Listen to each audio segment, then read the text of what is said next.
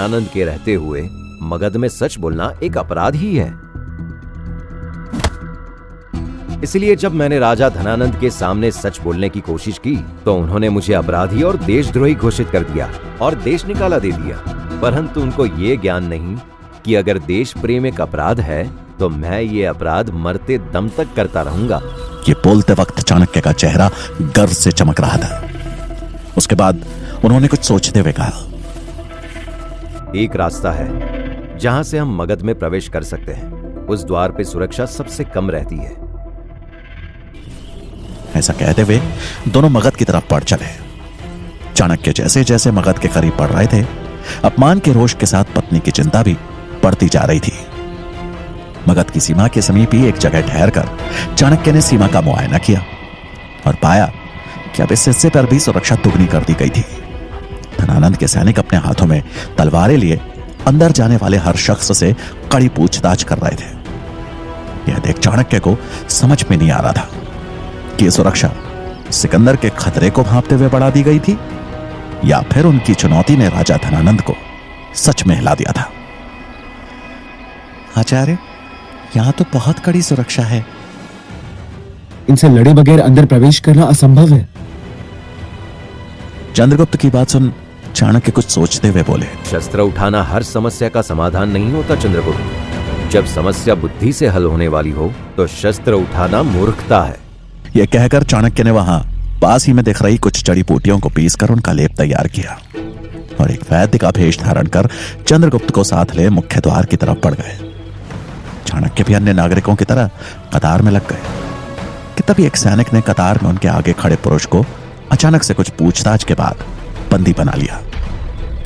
यह किसी को समझ में नहीं आया कि उसका कसूर क्या था, लेकिन चाणक्य समझ गए कि यह जरूर किसी राज्य का कोई गुप्तचर होगा और शायद इसी की तलाश के लिए आज इतनी कड़ी पहरेदारी लगाई हुई है। लेकिन अब बारी थी चाणक्य की।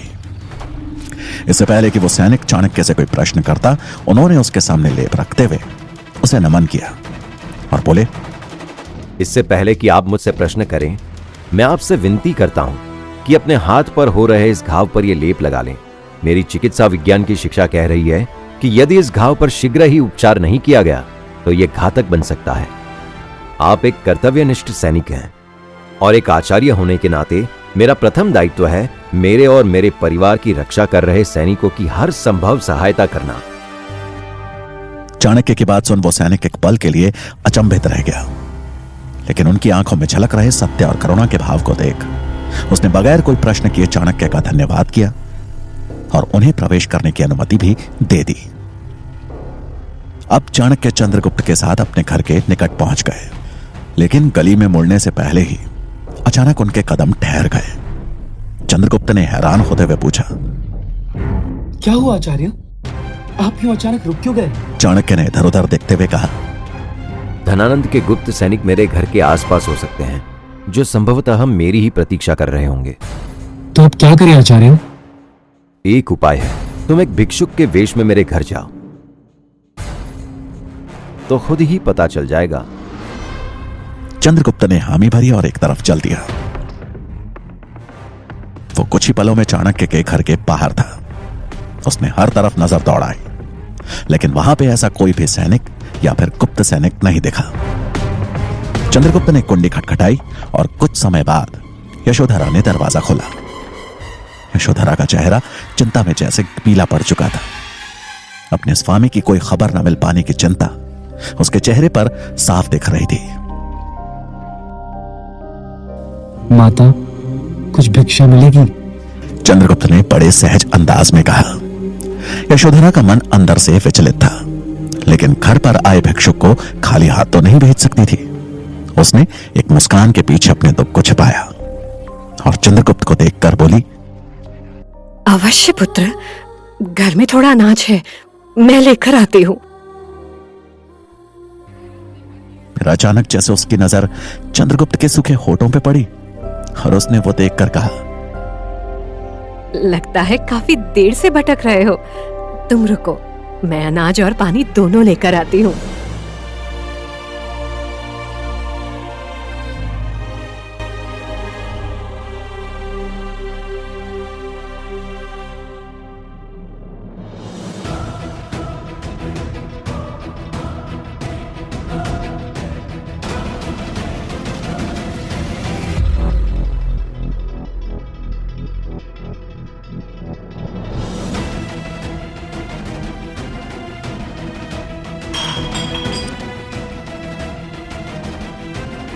आप कहाँ थे आप?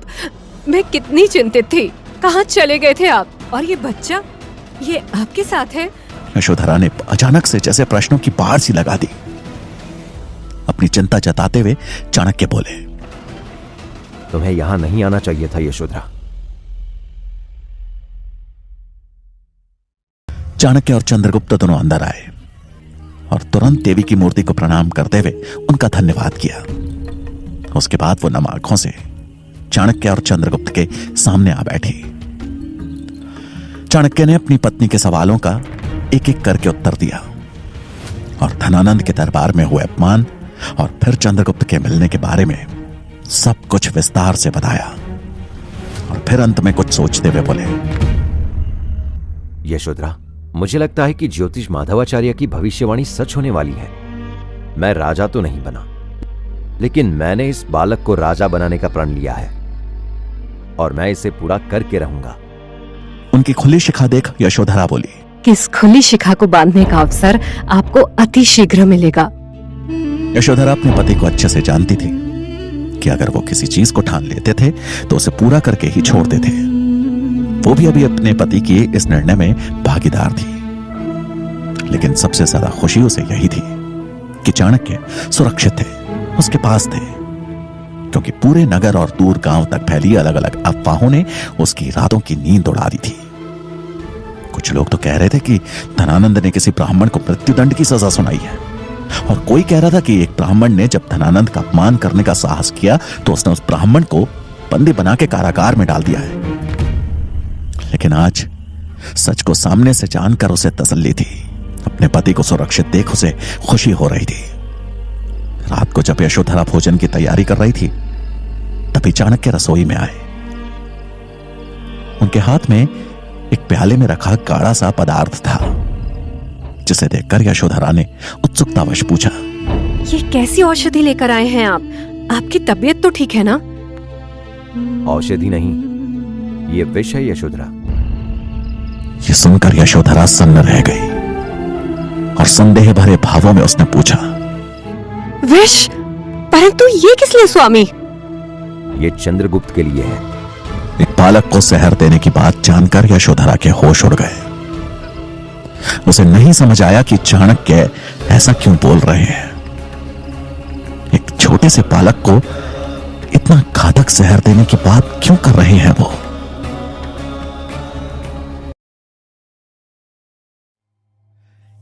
यशोधरा हैरान थी कि चाणक्य नन्हे से बालक चंद्रगुप्त को विष देने की बात क्यों कर रहे हैं। उसने हड़बड़ाहट में उनकी तरफ हैरानी से देखते हुए पूछा, विष चंद्रगुप्त के लिए? स्वामी, ये क्या कह रहे हैं आप? चाणक्य अपनी पत्नी की दुविधा समझ रहे थे और उन्होंने उसे शांत करते हुए कहा, विष ही विष को काटता है यशोधरा। मैं चंद्रगुप्त को इतना मजबूत बनाना चाहता हूं कि इस पर किसी भी विष का असर ना हो। इसलिए मैं आज और अभी से इसके भोजन में थोड़ी थोड़ी मात्रा में विष मिलाना शुरू कर रहा हूं। कल जब ये राजा बनेगा तो इसके कई दुश्मन होंगे, लेकिन उस समय तक ये विष इसका दुश्मन नहीं बल्कि मित्र बन चुका होगा। दुनिया का कोई भी विष चंद्रगुप्त का बाल भी बांका नहीं कर पाएगा। चाणक्य की इस सोच ने यशोधरा की चिंता कम कर दी और मुस्कुराते हुए उसने जवाब दिया, आपकी युक्तियां तो बस आप या भगवान ही जान सकते हैं। भगवान मेरे कर्मों से अवगत हो या ना हो, लेकिन मैं उनकी एक कृपा का सदैव आभारी रहूंगा, और वो है तुम्हारा मेरे जीवन में मेरी संगिनी बनकर आना। तुम्हारा सहयोग ही है यशोधरा, जिसने मेरे लिए हमेशा एक प्रेरणा की भूमिका निभाई है। चाणक्य की बात सुनकर यशोधरा शर्मा गई और बोली, भोजन करें, बेचारा बच्चा भूखा होगा। चाणक्य ने सर हिलाते हुए सहमति जताई और चंद्रगुप्त के भोजन में एक उचित मात्रा में विष मिला दिया।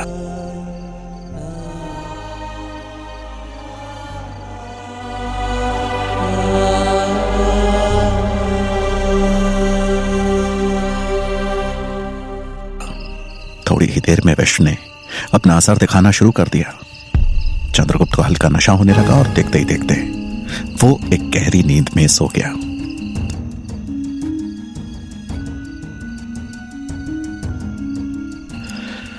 छोटे चंद्रगुप्त को इस तरह से सोते हुए देखकर यशोधरा उसे ममता भरी नजरों से बस निहारे ही जा रही थी कि तभी चाणक्य के शब्दों ने उसका ध्यान भंग किया। हमें कल सुबह ही तक्षशिला के लिए निकलना होगा। चंद्रगुप्त को राजा बनाने की तैयारी जल्द से जल्द शुरू करनी होगी, लेकिन वहां जाने से पहले मेरा शंभू काका से मिलना आवश्यक है। राजा धनानंद को मात देने के लिए उनकी सहायता अति आवश्यक होगी।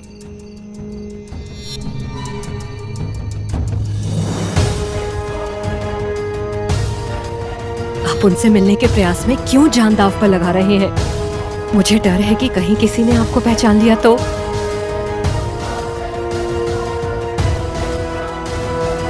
आपका जो भी संदेश है मुझे दे दीजिए, मैं उन तक पहुंचा दूंगी। यशोधरा की बात सुनकर चाणक्य बोले, मैं तुम्हें संकट में नहीं डाल सकता यशोधरा। यशोधरा का यह डर जायज था, क्योंकि शंभुनाथ भले ही चाणक्य के पिता, चाणक्य मित्र और चाणक्य के हितैषी थे, लेकिन उसके साथ साथ वो धनानंद के दरबार में एक मंत्री भी थे, और यह लगभग निश्चित था कि उनकी गतिविधियों पर किसी भी वक्त नजर रखी जा सकती थी।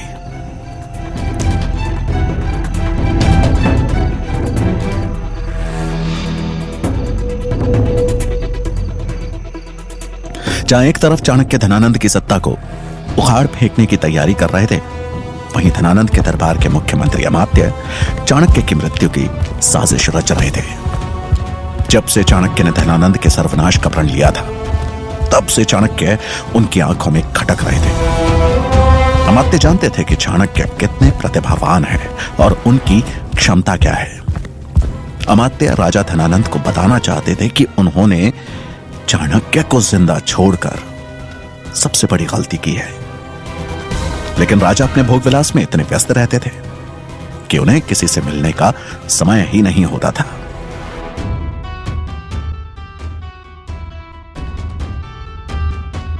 पर आज अमात्य मौका देखकर राजा के कक्ष में जाने से पहले उनके सामने आ गए और उन्हें नमन किया। इतनी रात में महामंत्री को अपने सामने देख राजा धनानंद बोला, क्या हुआ महामंत्री? ऐसी क्या विपदा आ गई जो अभी आप मिलने चले आए? अमात्य बड़ी विनम्रता से बोले, क्षमा महाराज, विपदा आई नहीं है, परंतु आ सकती है। धनानंद ने गुस्से में कहा, ऐसी गोल गोल बातें क्या कर रहे हैं? स्पष्ट शब्दों में बताएं। महाराज, मैं आपसे चाणक्य नाम की विपदा के बारे में बात करना चाहता हूं। वो ब्राह्मण जिसने आपको। इतना कहते कहते अमात्य रुक गए। उनकी बात सुन धनानंद हंसने लगा और कुछ पल बाद अचानक क्रोधित होकर बोला, वो दरिद्र ब्राह्मण, तुम यहां उसके विषय में बात करने आए हो? महाराज, वो दरिद्र अवश्य है, परंतु बुद्धि का बहुत धनी भी है। देश निकाला देकर बहुत बड़ी भूल की है। आपको उसे मृत्यु दंड देना चाहिए था। महामंत्री, मुझे पता है कि कौन बुद्धिमान है और कौन मूर्ख, और वो दरिद्र ब्राह्मण तो महामूर्ख है। उससे भला किसी को क्या खतरा हो सकता है? अभी आप जा सकते हैं। ये बोलकर धनानंद तेजी से अपने कक्ष की तरफ चला गया। अमात्य वहीं हैरान से खड़े रह गए। चाणक्य की सच्चाई से अमात्य परिचित थे। वो जानते थे कि अगर चाणक्य ने कोई प्रण लिया है तो उसे पूरा करने का वो हर संभव प्रयास करेगा। उसके पास जरूर कोई योजना होगी, या फिर उसने अब तक कोई योजना बना ली होगी। अमात्य वहीं खड़े गहरी सोच में डूब गए और थोड़ी देर बाद मनी मन बोले, महाराज, आपको आभास नहीं परंतु मुझे है कि चाणक्य क्या क्या कर सकता है। उसे रास्ते से हटाने का काम अब मुझे ही करना होगा। ऐसा कहकर उन्होंने एक गुप्तचर को अपने पास बुलाया और उसे कुछ समझाकर राजमहल के बाहर भेज दिया।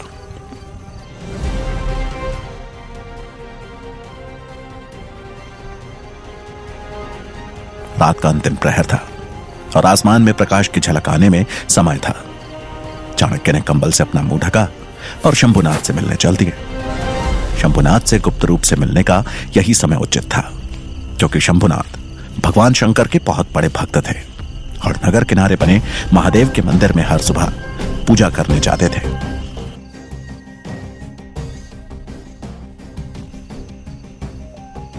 चाणक्य तेज कदमों से हर तरफ नजर रखते हुए नगर के किनारे बने मंदिर के करीब जा पहुंचे। मंदिर से कुछ दूरी पर ही चाणक्य ने अपने कदम रोके और एक बाज की नजरों से चारों ओर देखने लगे। मंदिर से उठता घंटे का शोर यह तो बता रहा था कि शंभुनाथ पूजा करने आ चुके थे, लेकिन इस बात की पुष्टि नहीं थी कि वो अकेले हैं या उन पर कोई नजर रखे हुए है। चाणक्य ने मंदिर के हर कोने पर नजर दौड़ाई, लेकिन उन्हें कोई नहीं दिखा। वो अपने कदम आगे बढ़ाने ही वाले थे कि तभी उन्हें एक आहट का आभास हुआ।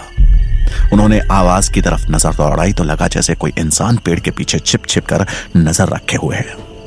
चाणक्य समझ गए कि शंभुनाथ अकेले नहीं है, उनके पीछे गुप्तचर हैं। अब वो शंभुनाथ से मिलने का उपाय खोजने लगे। इधर शंभुनाथ की पूजा लगभग खत्म होने को थी। हर बीतती घड़ी के साथ चाणक्य के हाथ से शंभू काका से मिलने का मौका निकलता जा रहा था और अपने मुंह को कंबल से अच्छे से ढक पहुंच गए पेड़ के पीछे छुपे हुए उस गुप्तचर के पास। अचानक अपने पीछे कंबल ओढ़े आदमी को देखकर वो गुप्तचर एक बार को तो सक पका गया, लेकिन फिर हिम्मत जुटाते हुए अपनी कटार पर हाथ रखते हुए बोला, कौन हो? कंबल नीचे करो। चाणक्य निर्भीक खड़े रहे और उसकी आंखों में आंखें डालकर बोले, कहां से ली गुप्तचर होने की शिक्षा मूर्ख? इतना भी नहीं पता कि गुप्तचर का सबसे पहला शस्त्र उसकी गोपनीयता है। चाणक्य की बात सुनकर वो डर गया, लेकिन फिर अपने आप को संभालते हुए बोला, तुम्हें कैसे पता चला कि मैं गुप्तचर हूं? तुम जैसे सैकड़ों ढोंगियों से पाला पड़ता है मेरा। अंतिम अवसर दे रहा हूं, कंबल नीचे करो। ऐसा कहकर उसने अपनी कटार निकाल ली, जिसे देख चाणक्य ने दोगुने क्रोध का प्रदर्शन करते हुए कहा, मूर्ख, अपने वरिष्ठ गुप्तचर को कटार दिखाएगा? तुम्हें मंत्री शंभुनाथ पर नजर रखने के लिए भेजा गया था, जो उस दरिद्र ब्राह्मण से संपर्क करने की कोशिश कर सकता है, और तुम यहां अपना काम इतनी लापरवाही से कर रहे हो। चाणक्य उस गुप्तचर पर हावी होते दिख रहे थे। उस गुप्तचर की कटार पर पकड़ ढीली होने लगी थी। ये देख चाणक्य ने और दृढ़ता के साथ कहा, चेहरा तुमने ढका नहीं है और अब क्या कानों में भी रुई डाल ली है? जो मंदिर के पीछे हो रही आहट भी नहीं सुनाई दी। शर्म आ रही है मुझे तुम्हें देखकर। समझ नहीं आ रहा कि इतने आवश्यक कार्य के लिए तुम्हें चुना कैसे गया है। गुप्तचर नहीं हो तुम, कलंक हो, और कलंक को जितनी जल्दी मिटा दिया जाए उतना राज्य हित के लिए उचित होता है।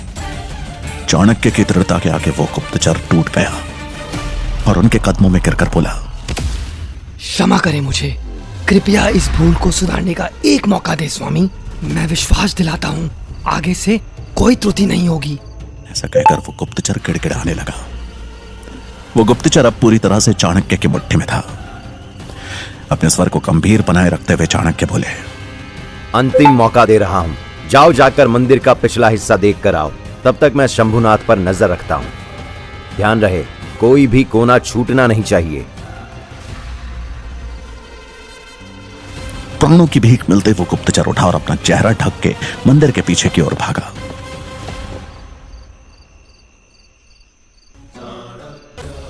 तभी शंभुनाथ अपनी पूजा समाप्त कर मंदिर से नीचे उतरने लगे।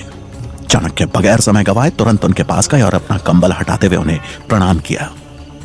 अपने सामने चाणक्य को देख शंभुनाथ घबरा गए और इधर उधर देखते हुए बोले, तुम्हें पता है यदि किसी ने यहाँ तुम्हें देख लिया तो मृत्यु दंड तय है। चाणक्य ने उनको शांत करते हुए कहा, आप निश्चिंत रहे, ऐसा कुछ नहीं होगा। मैं आपको बस ये बताने आया हूँ कि धनानंद के सर्वांश की प्रक्रिया आरंभ हो गई है, परंतु मुझे इसमें आपकी आवश्यकता होगी। आपकी मदद के बिना ये कार्य सफल नहीं हो सकता। मित्र, जैसे बूढ़े आदमी भला तुम्हारी क्या सहायता कर सकते हैं, लेकिन तुम्हारी जो भी योजना है मुझे बताओ। चाणक्य ने उत्तर देते हुए कहा, मैं चाहता हूं कि आप बस धनानंद के शासन के कमजोर हिस्सों पर नजर रखें। अवसर आने पर हमारा सबसे पहला वार वही हिस्सों पर होगा। मैं जल्द ही तक्षशिला से लौटकर आपसे मिलूंगा।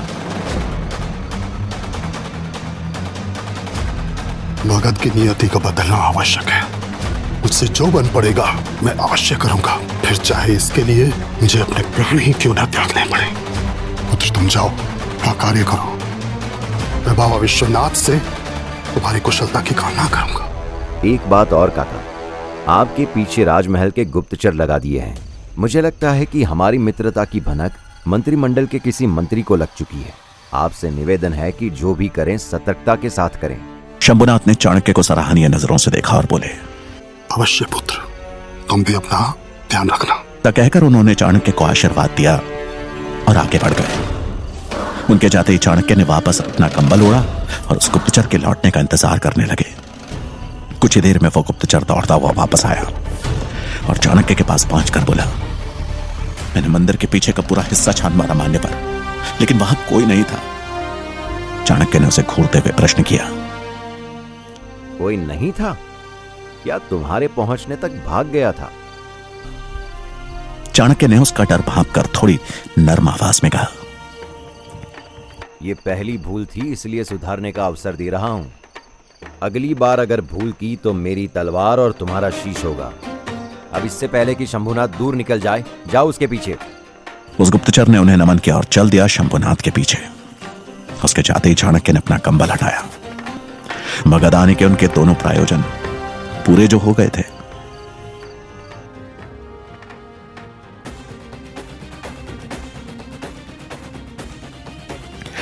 शंभुनाथ से मिलकर चाणक्य घर पहुंचे। उनको सकुशल लौटा देखकर यशोधरा की चिंता दूर हुई। वो पूरी तैयारी कर चाणक्य के लौटने का इंतजार ही कर रही थी।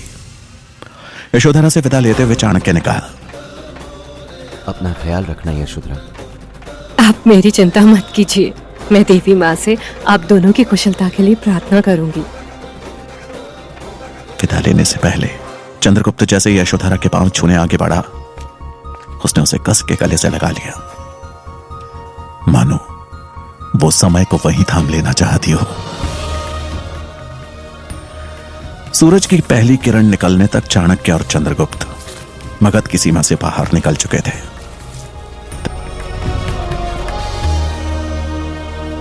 दिन भर चलने के कारण दोनों पूरी तरह से थक गए और जंगल में एक तालाब के किनारे आराम करने के लिए रुके। उन्हें आराम करते हुए कुछ समय हुआ ही था कि तभी उन्हें एक बच्चे की चीख सुनाई दी। चीख सुनकर चाणक्य और चंद्रगुप्त दोनों उस दिशा की ओर भागे और आगे बढ़कर उन्होंने देखा कि एक 8 साल का बच्चा शिकारी के बिछाए जाल में फंस चुका है। वेशभूषा से वो बच्चा किसी कबीलेवासी का बच्चा लग रहा था। पेड़ से उल्टा लटक के वो डर के मारे जोर जोर से रो रहा था। उसकी आवाज पूरे जंगल में गूंज रही थी। बच्चे को हवा में झूलते देख चाणक्य ने उससे कहा, शांत पुत्र शांत, कुछ नहीं होगा तुम्हें, हम बचाएंगे तुम्हें। चाणक्य ने उस बच्चे को सांत्वना देते हुए जैसे ही छोटे चंद्रगुप्त की ओर देखा तो वो अपनी कटार से जाल की रस्सी काटने का काम शुरू कर चुका था। चंद्रगुप्त की बुद्धि की तीव्रता देख चाणक्य प्रसन्न हुए।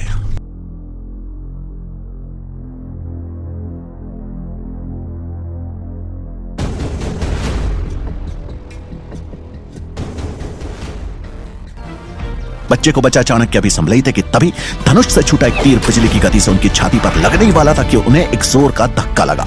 अचानक लगे इस धक्के से चाणक्य उस बच्चे को लेकर जमीन पर गिरे और वो तीर हवा में छलांग लगा रहे चंद्रगुप्त के पांव को चीरता हुआ पेड़ के तने से जा टकराया।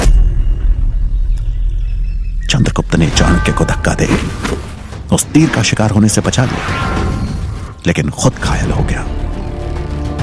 चाणक्य ने अपने हमलावर को देखने के लिए जैसे ही उस दिशा की ओर नजर दौड़ाई तो सामने हाथ में धनुष लिए एक आदमी खड़ा था, धकधका था। अगले ही पल उस आदमी ने अपने धनुष पर दूसरा तीर चढ़ा लिया और इससे पहले कि वो उस तीर से चाणक्य को अपना निशाना बनाता, एक तरफ से आता तीर उसकी बाजुओं को चीरता हुआ निकल गया और उसका धनुष उसके हाथ से छटक कर दूर जा गिरा। चाणक्य ने पीछे पलट कर देखा तो कबीले का एक आदमी हाथ में धनुष लिए उनकी तरफ बढ़ रहा था। उसने हमलावर पे एक और तीर से वार किया, लेकिन इस बार हमलावर ने बड़ी फुर्ती से उस तीर को चकमा दे दिया। वो आदमी हमलावर को मारने के लिए उसके